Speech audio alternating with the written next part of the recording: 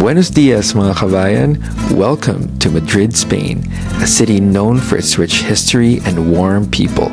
And welcome to a brand new episode of Home Away from Home. My name is Carlo, a Filipino journalist and entrepreneur living in Madrid for over 7 years. I'm very passionate about discovering Filipino stories abroad and helping our kababayans reach success through business and marketing in their home away from home.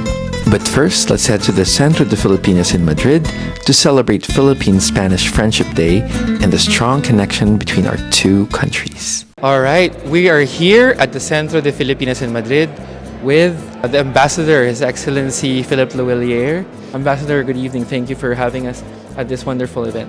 Good evening, and like I said, today is a very important day. The Amistad we are celebrating between Spain and the Philippines. The purpose really of today's meeting was to show what the Philippines and Spain has common. And this is a good mixture today.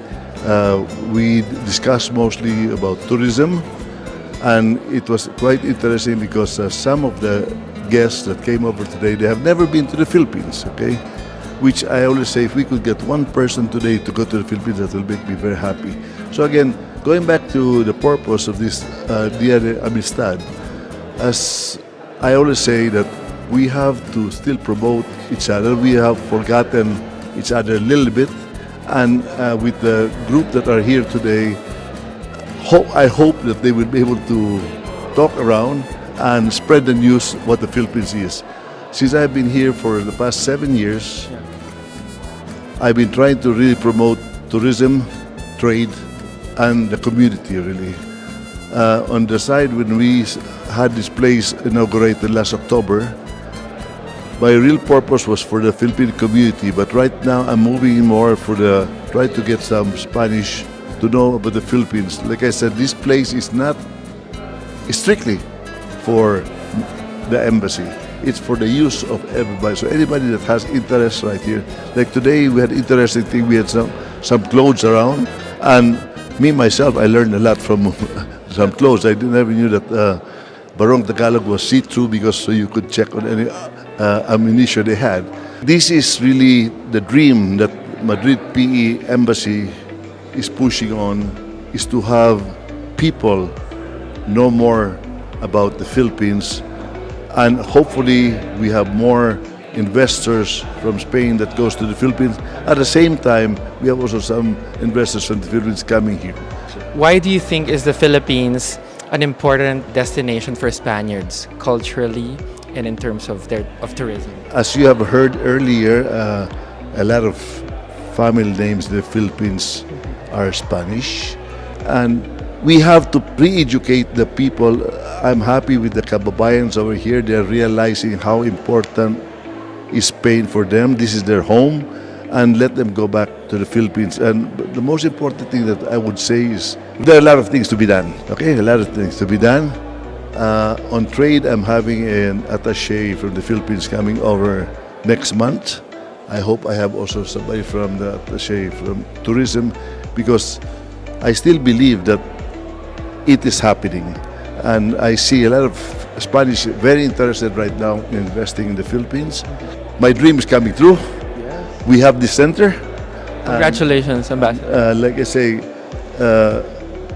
we will fix this center, and next time you see it, it will look like the Philippines. So again, I would want to thank your time to come to be with us today in a very important event. Mabuhay ang Filipinas, mabuhay ang España at Filipinas. Again, I repeat, the friendship between Spain and the Philippines will last forever. Thank you very much. How are you?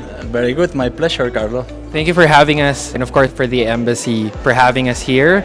Tell us more about your event for the Philippine-Spanish Friendship Day. Yes, in the celebration of the Filipino-Spanish Friendship, we organized this event to promote and to give better knowledge about the connection between Spain and Philippines, which is very huge. A lot of deep connections and new connections as well. The event was full of interesting people who was able to network, and during the event we were talking about different topics as a connection of the Philippines and Spain, such as language, architecture, gastronomy, and of course the tourism. And what can you say are your favorite trivia about Filipino and Spanish connection? Give us a few examples. So I'm very glad to talk about language because maybe you don't know, but Filipino language and Spanish language share a total of 3,000 words, which is a lot. For example, the numbers are the same in Filipino than Spanish. 1, 2, 3, 4. For example, the days of the week are similar, same than Spanish. Lunes, martes, miércoles, jueves. And the months of the year, enero, febrero, marzo, abril. Also some common words, for example, used for the kitchen, like cuchillo, cuchara, tenedor, mesa, silla, and some food like cebolla, manzana, pepino. So there are a lot of words, and that makes even more interesting the trip to the Philippines for the Spanish public and for everyone. A unique discovery for Spanish tourists, right? Spanish travelers in the Philippines. Spanish travelers in the Philippines will have this different touch because I always say we are cousins in Spain and Philippines. We were together during 300 years, and there was a lot of the legacy in Spain in the Philippines, and the way we behave, the way we live the life, I feel is very similar. Definitely. Speaking of way of life, of course we love food. What are your favorite Filipino food or dishes? There are a few. I've been living in the Philippines for 3 years, 6 months in Malapascua and then in Siargao. I would say adobo is very nice, I love it, but there is a special one which is a kinilaw. It's a Filipino ceviche, which is a raw fish with some vegetables, and I'm very fan of the kinilaw. Wow, those are great examples. Very, very local indeed. Very local. The best you can do in the Philippines is go to a carinderia where the mama is cooking during the last 40 years. She's a best good cook, and she will provide you with the best food for an affordable price. Well said. You're the perfect tour guide for Spanish tourists in the Philippines. Now, tell us a bit more about your experience having lived in the Philippines. How was the experience, your first impression of visiting the Philippines? I was surprised. I was coming from a long trip. I was visiting other countries in Southeast Asia before, and when I saw the Philippines, I was very impressed, especially the part of El Nido, which is beautiful. I've been able to travel also to Cebu, Siquijor, Camiguin, and then to Siargao, which was my home during 2 years. And especially I like it because the nature and the wonders are amazing, but the most beautiful thing in the Philippines is definitely the people. Well said. Thank you. I'm part of that. No, just kidding. Why is that? Why do you think the people, one of the best of the Filipino experience? Because I feel Filipinos, they are very open-minded, they are very close, they are cozy, they are kind, they are fun. So that makes a similarity with us from Spain and from most of the European Mediterranean countries. I feel the people were so super nice and especially very friendly.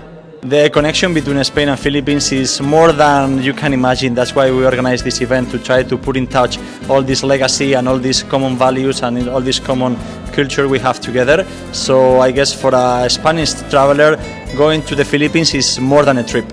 Now I want to travel. Let's I want to travel. Go to the Philippines. Let's go to the Philippines, What guys. are you waiting for? Thank you for having us. Salamat kayo in Bisaya or maraming salamat in Tagalog. Muchas gracias. Daghang salamat. We're here at the Centro de Filipinas in Madrid with one of the Filipino fashion designers, Mr. Hector Gellangrain, or Mr. Totong, right, from Iloilo. Sir Totong, tell us more about the collection you're showcasing in Madrid. Since this is my first time, I would like to show to the Filipino community or the Spanish people here our very own hablon fabric in Iloilo. This is only in Iloilo, so I'm very proud to show to them our fabric. This is one way to help them to promote our own local fabric, because it is very useful to create something heritage. So tell us a bit more about the pieces we have here. This is a Maria Clara, a combination of piña fiber. Actually, this is the template of Filipino costumes. This is also Beautiful. hablon with a binalantak design, and this is mestiza. This is usually because this is the national costume of the Philippines. True. Then the suit is made of hablon also with rotex, a little of silver rotex design Here, this is a piña fiber. Usually, the piña fiber is made in Calibo. The piña is famous for barong for men and women also. Thank you very much for sharing your talent and flying all the way to Madrid, right? It is an advocacy, definitely. And we're very happy to be part of it. Thank you, Sir Totong.